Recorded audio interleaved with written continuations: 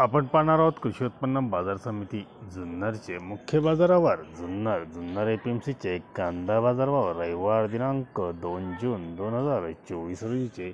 आज जुन्नरमध्ये कांदा आवक 7,366 पिशव्यांची कांदा आवक आली होती। बाजारभाव पाहूयात काय होते। प्रति 10 किलोग्राम प्रमाणे गोळे कांदे 260 ते 300 रुपयापर्यंत जुन्नर एपीएमसीमध्ये गोळे कांदे विकले गेले, तर कांदे 230 रुपयापासून 260 रुपयापर्यंत कांद्यांना बाजारभाव होता।